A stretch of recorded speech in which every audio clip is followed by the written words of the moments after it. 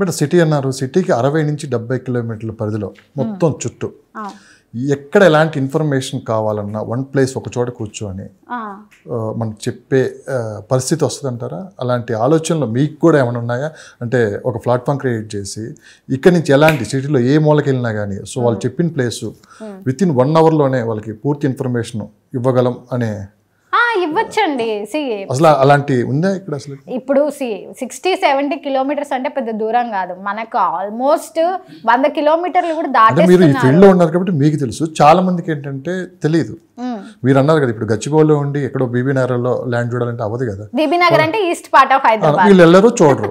So మీలాంటి experts దగ్గర కూర్చున్నారంటే with in 1 అవర్లోనే మీరు అక్కడ ఏం జరుగుతుంది, ఏంటి ప్రైజెస్ ఎలా ఉన్నాయి, డెవలప్మెంట్స్ ఏంటి, రాబోయే కంపెనీస్ మీరు టకటక చెప్పగలం. అవునండి, అవును. సో అలాంటి ఆలోచన మీకు ఏమైనా ఉందా కంప్లీట్ హైదరాబాద్ మీద ఫోకస్ పెట్టి? లేదు, ఆల్రెడీ మనం అలాగే చేస్తున్నాం లక్ష్మణ్ గారు.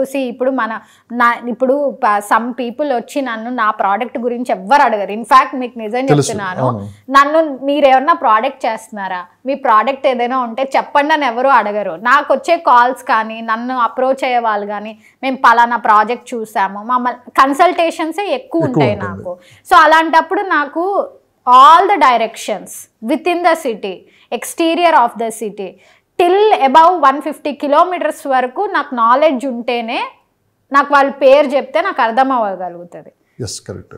నాకు నాలెడ్జ్ లేదనుకోండి, వాళ్ళు ఏం పేరు చెప్పారో నాకు అర్థం కాదు. ఇప్పుడు తురకయ అంజల్ అని ఉంటుంది, మీకు అర్థమవుతుంది?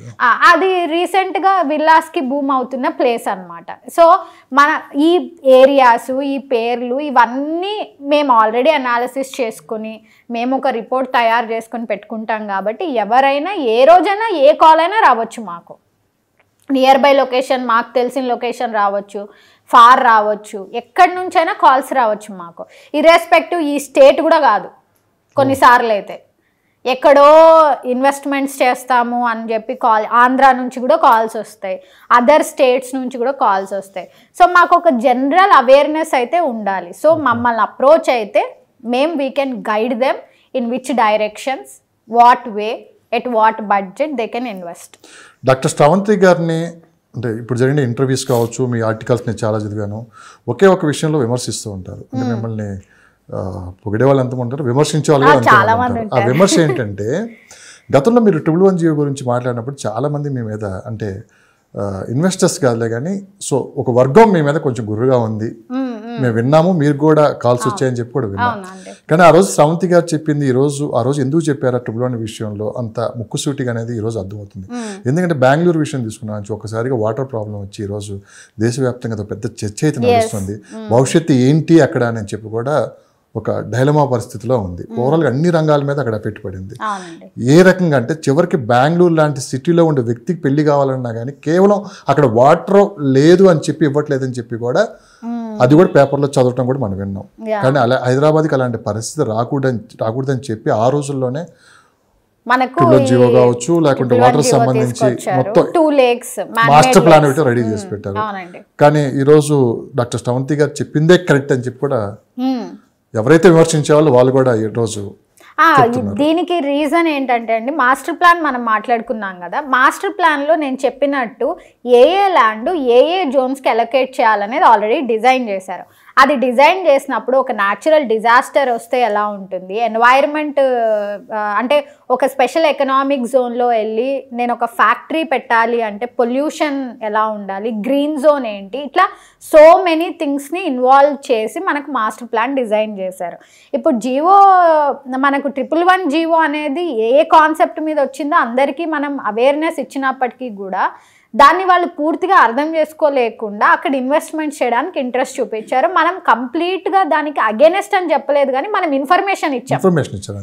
This is not going to happen, ఇది పాసిబుల్ కాదు అని మనం చెప్పాము. నాకు వీలైనంత పరిధిలో నేను I think I have answered more than 800 calls per day. 800 calls per day నేను ఆన్సర్ చేసిన రోజులు ఉన్నాయి. కానీ వాళ్ళందరికీ కూడా ఒకటే చెప్పాను, వాట్ ఈస్ ద పాసిబిలిటీ. విమర్శలు ఎన్ని ఉన్నాయి చెప్పండి 800 కాల్స్లో? ఆల్మోస్ట్ అంటే మేము ఆల్రెడీ కొనేసాము, లేదు కదా, ఎత్తేసారు కదా, సీఎంఏ చెప్పారు కదా, మీరు వీడియో చూడలేదా, మీకు తెలియట్లేదా. నేను వాళ్ళని రివర్స్లో ఏం అడిగానంటే దానికంటూ ఒక నిర్దిష్టమైన ప్రణాళిక వచ్చిందా, can you give me any జీవోకి అనుగుణంగా ఇంకా స్టే ఉంది. సో ఇవన్నీ మీరు అర్థం చేసుకోవాలి. వాళ్ళు అంత ఆర్గ్యుమెంట్ చేసినప్పుడు మీరు అంత పేషెన్సీగా మీరు వాళ్ళకి ఆన్సర్ చెప్పడం, దీనివల్ల మీకు లాభం ఏంటంటే ఒక బ్యాడ్ ఇన్వెస్ట్మెంట్ చేయించాం అనుకోండి, చాలా పీస్ అయితే అసలు ఉండదు. అది ఎప్పుడు వెంటాడుతూ ఉంటుంది, అరే మనం ఒక బ్యాడ్ చెప్పలేకపోయాం అన్న ఇది ఉంటుంది. అందుకని నేను ఏం చేస్తాను అంటే వాళ్ళకి ఇన్ఫర్మేషన్ ఇచ్చి వాళ్ళని ప్రొటెక్ట్ చేయగలిగితే వాళ్ళు రేపు పొద్దున ఖచ్చితంగా నా పేరు అయితే గుర్తుపెట్టుకుంటారు. అది నాకు ఫోన్ చేసి చెప్పాల్సిన అవసరం లేదు కానివ్వండి, వాళ్ళకి ఖచ్చితంగా అదైతే వాళ్ళకి జనరేషన్స్ త్రూ పాస్ ఆన్ అవుతుంది. నేను అందుకనే కొంచెం గట్టిగానే మాట్లాడతాను, హార్ష్గానే చెప్తాను, నాకేమన్నా ప్రూఫ్స్ చూపియండి, గివ్ మీ దట్ అని చెప్తాను. చాలామంది కమర్షియల్ స్పేసెస్లో వర్చువల్ స్పేసెస్ మీద కానీ ప్రీ లాంచెస్లో ఇన్వెస్ట్ చేస్తానన్నప్పుడు నేను వాళ్ళని చాలా క్వశ్చన్స్ ఇవన్నీ వెళ్ళి వాళ్ళని అడిగేసి రండి అని చెప్తానమాట. కొంతమంది కంపెనీస్ ఆన్సర్ కూడా చేయరు అనుకోండి, అప్పుడు నన్ను వచ్చి మేడం వాళ్ళు అవన్నీ మాకు ఇవ్వడానికి సిద్ధంగా లేరు, మమ్మల్ని ఏం చేయమంటారు అంటారు. డ్రాప్ యువర్ ఇన్వెస్ట్మెంట్, డబ్బులు తీసుకెళ్ళి కొన్ని రోజులు జాగ్రత్తగా పెట్టుకోండి అని చెప్తాను. శ్రవంతి గారు, ఇంత ముక్కుసూటిగా మాట్లాడే మీరు కానీ ఇంత ముక్కుసూటిగా మాట్లాడితే ఇందులో సక్సెస్ రేట్ చాలా తక్కువ ఉంటుంది. Success is nothing but having peace అండి. ఇది మీ ఫ్యాషన్తో వచ్చారు. I'm passionate about my business. అందుకనే irrespective of all this market conditions ఈ రోజుకి నా దగ్గర ఇన్వెస్టర్స్ కొంటున్నారు కదా. ఈ రోజు మీరు బిలీవ్ చేయరు, we have investors across the globe, US నుంచి, యూకే నుంచి, జర్మనీ నుంచి, అదర్ కంట్రీస్ నుంచి ఇప్పుడు ఈ 6 months టైం పీరియడ్ ఎంతమందికి ఎన్ని సేల్స్ ఉన్నాయో నాకు తెలియదు కానివ్వండి, మేమైతే బ్రేక్ ఈవెన్లో ఉన్నాం. ఈజ్ బికాజ్ ఎందుకు, నేను చేస్తున్న ప్రాజెక్ట్ మార్కెట్ కండిషన్స్ని సస్టైన్ చేసుకుంటుంది, ఆర్గానిక్ ఏరియాస్లో గ్రోత్ని మేము ప్రోగ్రెస్ చేస్తున్నాము. సో ఎప్పుడైతే మనం ఇన్ఫర్మేటివ్ ఓరియంటెడ్గా ఉంటామో ఖచ్చితంగా మనకంటూ ఒక నెట్వర్క్ ఫామ్ అవుతుందండి. ఎందుకు మీ ప్రాజెక్టులు కూడా పెద్దగా మీరు దాన్ని ప్రమోట్ చేయరు? బికాస్ ప్రమోషన్ అనేది ఏ ప్లాట్ఫామ్లో చేయాలో ఆ ప్లాట్ఫామ్లో చేయాలి. స్థాయిలో మీరు ప్రమోషన్ కన్నా నాకు రెఫరల్ బిజినెస్ చాలా ఎక్కువ లక్ష్మణ్. దీనికి కారణం ఏంటి, నాకు గుడ్ విల్ ఎక్కువ మార్కెట్లో. ఇప్పుడు నా క్లయింట్స్ ఎవరైనా సరే నాతో ఒక్క ప్లాట్ కొనేసి డిస్కంటిన్యూషన్ ఉండదన్నమాట. వాళ్ళ ఫ్రెండ్స్ వాళ్ళ ఇంకా ఆ చైన్ అంతా కంటిన్యూ అవుతూ ఉంటుంది నాకు. అందుకనే మేము ఎప్పుడు మాకు ఒక ప్రోడక్ట్ స్టార్ట్ చేసామంటే ముందు రెఫరెన్స్లోనే సేల్స్ అయిపోతాయి, ఆ తర్వాత బయట పీపుల్కి. ఆ బయట పీపుల్కి వెళ్ళాలంటే నేను బేసిక్ ప్రమోషన్స్ ఎక్కడైనా చేస్తాము, కానీ బయట వాళ్ళకి ఇచ్చే లోపల మా నెట్వర్క్లోనే మాకు సేల్స్ అయిపోతాయి. బట్ ఇంకోటి ఏంటి అంటే మేము ఎప్పుడు కూడా లిమిటెడ్ ఇన్వెంటరీ గేమ్ ప్లే చేస్తాం కాబట్టి మేమంత హ్యూజ్గా మార్కెటింగ్ ఎక్స్పెండిచర్ పెట్టాల్సిన నెసెసిటీ కూడా రాలేదు. ఇక్కడ మాకున్న ఇన్ఫర్మేషన్ ప్రకారమే మిమ్మల్ని క్వశ్చన్ అడుగుతున్నాను, మీ గురించి స్పెషల్గా నేను మాట్లాడలేదు. చాలా పెద్ద పెద్ద ఎంఎన్సీ కంపెనీలు కూడా మీకు ఆఫర్ చేస్తే మీరు అవాయిడ్ చేస్తున్నారు. ఎందుకు అసలు శ్రవంతి గారు ప్లాన్ ఏంటి క్వశ్చన్ అయితే ఇక్కడ రైజ్ అవుతుంది. అంటే నేను 2-3 సార్లు మిమ్మల్ని ఇంటర్వ్యూ చేశాను, మార్కెట్లో చాలా మందితో నేను మాట్లాడుతూ ఉంటాను. ఎవరు ఈ శ్రవంతి అడిగే వాళ్ళు ఉన్నారు, కొన్ని ఛానల్స్ కూడా అడిగాయని మీతో డిస్కషన్ కూడా పెట్టాను. ఏంటి శ్రవంతి గారు ఏమేంటి? ఫస్ట్ థింగ్ వచ్చి రియల్ ఎస్టేట్ సెక్టార్లో మనకు ముఖ్యంగా ఉండాల్సిన గోల్ ఏంటంటే కస్టమర్కి, ఇన్వెస్టర్కి రైట్ ప్రోడక్ట్ ఇవ్వడం మాత్రమే. సో నేను దానికి అనుగుణంగానే వెళ్తున్నాను. Passion is nothing but peace for me. అంటే కెరియర్ స్టార్టింగ్ ఎర్లీ డేస్లో నేను కొన్ని బిగ్గర్ కంపెనీస్కి వర్క్ చేశాను. బట్ అక్కడ నుంచి వెన్ ఐ బికేమ్ ఇండిపెండెంట్ నేను నేర్చుకున్నాను ప్రోడక్ట్ ఎలా చేయాలి, ఎలా చేయకూడదో కూడా నేర్చుకున్నాను. ఎలా చేయాలనే దానికంటే కూడా ఎలా చేయకూడదు అనేది ఎక్కువగా నేర్చుకున్నాను నేను. సో కాబట్టి నేను ఒక కస్టమర్ క్రెడిబిలిటీ ఓరియంటెడ్గా ప్రోడక్ట్స్ చేసుకుంటూ వెళ్తాను. I'll be in plotting, I'll be in construction, I'll be into all the sectors of real estate step by step with customer beneficiary. నేను ఇక్కడ నా కంపెనీ గురించి మాట్లాడట్లేదు, కస్టమర్కి నా దగ్గర ప్రోడక్ట్ తీసుకుంటే వాళ్ళకి రీసేల్ అయ్యేంత వరకు is my responsibility. Okay, resale అయ్యే వరకు. యా, కొనడం కాదు నా టార్గెట్. వాళ్ళకి నేను కొనేటప్పుడు ఒక మాట చెప్పుంటాను, ఏంటి అంటే మీరు అమ్మేటప్పుడు నా ప్రోడక్ట్స్ చెప్తున్నానండి. నేను కంపెనీస్తో చేసిన వాటికంటే కూడా when I became independent resale చేసి ఇచ్చిన తర్వాతే నేను వాళ్ళ ఫైల్ క్లోజ్ చేస్తాను. అప్పటి వరకు నాకు వాళ్ళతో అసోసియేషన్, వాళ్ళు నాకు ఫోన్ చేయడం కాదు, నేనే వాళ్ళకి మంత్లీ వన్స్ క్లయింట్ కాల్స్ అని పెట్టుకొని నేనే క్లయింట్స్కి కాల్ చేసి ఎలా ఉన్నారు, ఏం చేస్తున్నారు, వాట్స్ హ్యాపెనింగ్, వాళ్ళతో ఒక ఫ్రెండ్లీ రిలేషన్షిప్ని ఎప్పుడూ మేము ఎంకరేజ్ చేస్తాం. అండ్ ఆల్సో మేము ఇన్వెస్టర్స్ మీటింగ్స్ కూడా అరేంజ్ చేస్తుంటాం, హైటీ అరేంజ్ చేస్తూ ఉంటాము. ఎక్స్చేంజ్ ఆఫ్ థాట్స్, అంటే నా ఫోన్ కాల్ అంటే అమ్మ మళ్ళీ ఏదైనా ప్రోడక్ట్ చెప్తుంది అని ఎవ్వరు ఉండరు. శ్రవంతి గారు ఫోన్ చేస్తున్నారంటే she might give us any information or she might give us any progress అనే అంత ఎగ్జైటెడ్గా ఫోన్ ఎత్తుతారనమాట. నేను ఇదే క్రెడిబిలిటీతో నేను నా బిజినెస్ ఎక్స్పాన్షన్ని ముందుకు తీసుకెళ్తాను తప్పిస్తే నాకు తొందరగా బ్యాగ్ సర్దేసుకొని వెళ్ళిపోవాలని అయితే లేదండి. అక్కడికే వస్తున్నా మేడం. ఒక మహిళగా ఎలాంటి ఛాలెంజెస్ ఫేస్ చేస్తున్నారు రియల్ ఎస్టేట్లో? మిమ్మల్ని చూసి ఎంతోమంది ఈ రంగంలోకి రావాలనుకుంటారు, సక్సెస్ చూద్దాం అనుకుంటారు, కానీ ఆ సక్సెస్ రావడానికి దాని వెనక ఎన్నో కష్టాలు ఉంటాయి. అందరూ సక్సెస్ అవ్వలేరు. 80% ఫెయిల్యూర్ అవుతారు, 20% సక్సెస్ అవుతారు. అందులో 10% ప్రోడక్ట్ నాలెడ్జ్ పెంచుకొని మీరు చెప్పారు కదా ఇప్పుడు కస్టమర్కి ఒక మనకి ఎలాంటి క్రెడిబిలిటీ ఇవ్వాలి. ఏంటి మేడం ఆ ఛాలెంజెస్? ఎలాంటి ఛాలెంజెస్? ఫస్ట్ థింగ్, నేను అస్సలు 4th ఇయర్ రన్ అవుతుందండి. నేను రెగ్యులర్ రియల్ ఎస్టేట్ లో అయితే ఇవ్వడలేకపోతున్నాను. 20-30 years ఎక్స్పీరియన్స్ మాట్లాడుతూ ఉంటారు. సో నేను ఇవ్వడలేకపోతున్నాను. నాకు కొన్నిసార్లు భూమి లేని భూమి అంటే ఏంటో అర్థం కాదు, దాన్ని అమ్మమంటే నాకు అసలు చేత కాదు. నాకు చాలా వరకు ఈ లాంగ్వేజే ఫస్ట్ అర్థం కాదు. అది ఇప్పటికీ నడుస్తుందా మేడం? భూమి లేని భూమిని అమ్మండి అని. That is called pre launch. Okay, that is called pre launch.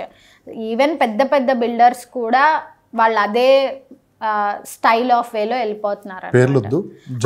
పెద్ద పెద్ద సో కాల్డ్ చాలా మంది కూడా దాన్ని చేసుకుంటూ వెళ్ళిపోతున్నారు. సో నేను అంటే చాలామంది అడుగుతారు, అంటే when bigger people tie up with me, నాతో టైఅప్ అయినప్పుడు, అంటే టైఅప్ కంటే ముందు డిస్కషన్స్ జరిగేటప్పుడు నేను ఇలా చేయలేనండి అని చెప్పాను అనుకోండి, ఎప్పుడు సంపాదిస్తావు అంటే వాళ్ళు నా అల్టిమేట్ గోల్ని ప్రొజెక్ట్ చేస్తారు. ఎప్పుడు ఎమ్మెల్యే అవుతావు ఇట్లయితే అని అడుగుతారనమాట. మహా అయితే ఓ 10 ఏళ్ళ తర్వాత అయితేనేమో, లేకపోతే 20 ఏళ్ళ తర్వాత అయితేనేమో. సరే పోనీ ఇలా అంతా చేసి అవ్వాలి అనుకుంటే వద్దు, అది కూడా వద్దేమో నాకు. బట్ ఇలా అయితే నేను అమ్మలేనండి, నా వల్ల అయితే కాదు, నేను చేయలేను. నాకు కరెక్ట్గా రైట్ వేలో ప్రోడక్ట్ కావాలి, రైట్ వేలో డాక్యుమెంటేషన్ ఉండాలి, రైట్ వేలో నా కస్టమర్కి భూమి మీద భూమి కనపడాలి, ఫ్లాట్ అయితే flat, what ever the place, వాళ్ళకి ఆ సెక్యూరిటీ అనేది స్ట్రాంగ్గా ఉండాలి అని నేను చెప్తానన్నమాట. దానివల్ల నాకంటే లేట్గా స్టార్ట్ అయిన వాళ్ళు కూడా కన్స్ట్రక్షన్లోకి వచ్చేసారు, నేను ఇంకా స్లోగా ఉన్నాను. ఇట్స్ బికాస్ నాకు చాలా ఎథిక్స్, ప్రిన్సిపల్స్, ఒక గీత గీసుకొని ఉన్నాను అనమాట. అందులోంచి అయితే బయటకు రాను. అందులోకి వచ్చేటోళ్ళతో కలిసి బిజినెస్ చేయగలుగుతా, లేకపోతే నేను చేయలేనండి. సో రీజన్ ఏంటి అంటే, నేను షార్టర్ గేమ్ ఇక్కడ ప్లే చేద్దామని అయితే రాలే. నేను అందరి ఫోన్ కాల్స్ ఎత్తాలి, నేను అందరినీ కలవగలగాలి, అందరితో మాట్లాడగలగాలి. రేపు పొద్దున నేను పైకి స్టేజ్ మీదకి అవార్డు ఏదో తీసుకోవడానికి వెళ్ళినప్పుడు people has to really see my hard work, my vision, and నాకు గుడ్ వైబ్స్ కావాలి ఎప్పుడు. సో నాకు డబ్బులే కావాలనుకుంటే నేను మంచిగా హాస్పిటల్ కట్టించుంటారు మా పేరెంట్స్, చాలా సంపాదించుకొని ఉండొచ్చు, ఏసీ ఏం ప్రాబ్లం లేకుండా ఏసీ కార్లో దిగి ఏసీలో కూర్చొని ఉండొచ్చు. కానీ ఇక్కడ కన్నా ఎక్కువ డబ్బులు అక్కడే వస్తాయి కదా డాక్టర్ గా. అంటే ఏ ప్రొఫెషన్, కష్టపడాల్సిన పని లేదు, ఇంత ప్రెజర్ కి మీరు లోన్ అవ్వాల్సిన పని లేదు, ఫైనాన్షియల్ గా వెరీ స్ట్రాంగ్. మీరు అనుకుంటే ఒక హాస్పిటల్ కట్టుకోవచ్చు. ఎందుకు మేడం అటు సైడ్ నుంచి ఇటు మీరు? అంటే నాకు మార్కెటింగ్ ప్యాషన్ కాబట్టి అందులో ఇప్పుడు నేను హాస్పిటల్ సెక్టార్స్ లలో కూడా మార్కెటింగ్ ఆస్పెక్ట్స్ చేయమంటే బ్రహ్మాండంగా చేస్తారు. The same way into real estate లోకి వచ్చాను. ఈ రియల్ ఎస్టేట్ అనేది ఎమోషన్ అయిపోయింది, ఒక ఇన్వెస్ట్మెంట్ చేయించడం అనేది ఒక జనరేషన్ యొక్క విజన్ అయిపోయింది నాకు. సో ఇక్కడ మోర్ అంటే దీన్ని ఇంకా స్ట్రీమ్ లైన్ చేయొచ్చు అనే దాని మీద ఫోకస్డ్ గా ఇందులో ఎక్కువ సెటిల్ డౌన్ అయిపోయాను. ఒక టైం అంటూ ఉండదు. అవునండి, అదైతే సిటీలో ఇటు వెళ్ళాలో, ఎప్పుడు వెళ్ళాలో, ఏ కస్టమర్ ఎప్పుడు సిటీలో వెళ్ళాం, సిటీ బయటకే ఒక టైం అంటూ ఉండదు, సండే ఉండదు, ఏముండదు. ఎలా మేడం ఈ టైమింగ్ మీరు ఎలా మేనేజ్ చేస్తారు? ఫస్ట్ థింగ్ అండి, ఇది 9 to 6 జాబ్ కానీ మీరు ఇంకోటి ఏంటంటే మనీ గురించి పెద్దగా ఆలోచించట్లేదు, అది కూడా అన్నారు. ఇన్కమ్ కూడా లేదు పక్క. అంటే మీరు అనుకున్న స్థాయిలో మీరే అన్నారు మీకన్నా వెనకొచ్చిన వాళ్ళు బిల్డర్స్ అయ్యారు, అవునండి గ్రోత్ కనపడుతుంది. అవును మీరేమో అలా కాకుండా ఒక లైన్ గీసుకొని వెళ్తూ ఉన్నారు. ఎప్పుడైనా అనిపించిందా అరే ఏంటి ఇది మనం ఈ ఫీల్డ్లోకి ఎందుకు వచ్చాము? I'm proud of my self అండి. వాళ్ళు ఏదైనా ప్రెస్ మీడియా కనిపిస్తామో మనం ప్రాజెక్ట్ చేసాం క్వశ్చన్లు అడుగుతారేమో అని వెళ్ళిపోతుంది. నేను ఇంకా మీడియా దగ్గరగా వెళ్తుంటాను. అదే మేడం, మీకన్నా జూనియర్స్ బిల్డర్స్ అయ్యారు కానీ ఏ ఆర్టికల్ వాళ్ళ గురించి రాలేదు. దాదాపు అన్ని పేపర్లో మీ గురించి వచ్చింది ఆర్టికల్, చాలా మంది చదివారు, నేను చదివాను. అవన్నీ చూసిన తర్వాత మిమ్మల్ని మా స్టూడియో కూడా పెట్టడం జరిగింది. అక్కడైతే మీరు హ్యాపీగా ఉన్నారంటారు. అంటే ప్రశాంతత ఉండాలండి. ఇప్పుడు ఎన్ని కోట్లు ఉన్నాయి. మీరు రీసెంట్ గా మన అంబానీ గారి వెడ్డింగ్ చూసారు కదా, ఆయన ఒక స్పీచ్ ఇచ్చారు. ఏమి ఇచ్చారు? నా లైఫ్, వాళ్ళు కుబేరులు, అపర కుబేరులు. ఆయన ఏమన్నారు, అనంత్ అంబానీ గారు ఏమన్నారు, నా లైఫ్ ఏమి ఇదేంటి పట్టు పరుపులతో ఏం లేదు, నాకు కూడా ఇది ముల్లా కిరీటాల్లాగే కొన్ని సంఘటనలు జరిగాయి అన్నారు. అంబానీ గారు అనుకుంటే ఆయనకి ఎలాంటి హెల్త్ ఇష్యూస్ ఉన్నా ఏమున్నా సరే సాల్వ్ చేయగలుగుతారు కదా. కానీ ఎందుకు, దేర్ ఆర్ బియాండ్ మనీ. మనీతో మనం అన్నీ తీసుకురాలేమండి. మనీతో మనం ఒక రకమైన కంఫర్ట్ని తెచ్చుకోవచ్చేమో కానీ మనీతో మనం గౌరవాన్ని తీసుకురాలేం, పవర్ని తీసుకురాలేం. మనం 10 మందితో ఎలా ప్రవర్తిస్తాము, మన ప్రోడక్ట్స్ ఎలా ఉంటాయి, మనకి ఎంత క్రెడిబిలిటీ ఉంది మార్కెట్లో అనే దాన్ని బట్టే మనకు వాల్యూ అనేది పెరుగుతుంది అనమాట. సో నేను దానికి ఇంపార్టెన్స్ ఎక్కువగా ఇస్తాను. మనీ ఎప్పుడు రన్ అవుతూనే ఉంటుంది. నేను చేసే పనిలో నేను 100% ఎఫర్ట్స్ పెడతాను. At the same time right product ఇస్తా కాబట్టి మాకు బ్రేక్ ఈవెన్ అవుతూ వస్తూనే ఉంటుంది. సో స్లోగా ఈరోజు నేను మేబీ ఒక బ్రాకెట్ ఆఫ్ బఫర్లోనే ఉన్నాను. 2050 పెట్టుకున్నారంటే మీరు కూడా అసలు నాకు అన్లిమిటెడ్ విజన్ అండి. I have unlimited vision. But I have only one thing ఏంటంటే, నేను ఎప్పుడు మార్కెట్లో తిరుగుతూనే ఉంటా. నేను ఒక క్లయింట్ని చూసి కానీ ఒకరిని చూసి కానీ నేను వెనక్కి వెళ్ళిపోయే పరిస్థితి నాకు రాకూడదు. నన్ను అందరూ పలకరించాలి, పలకరిస్తున్నారు కూడా.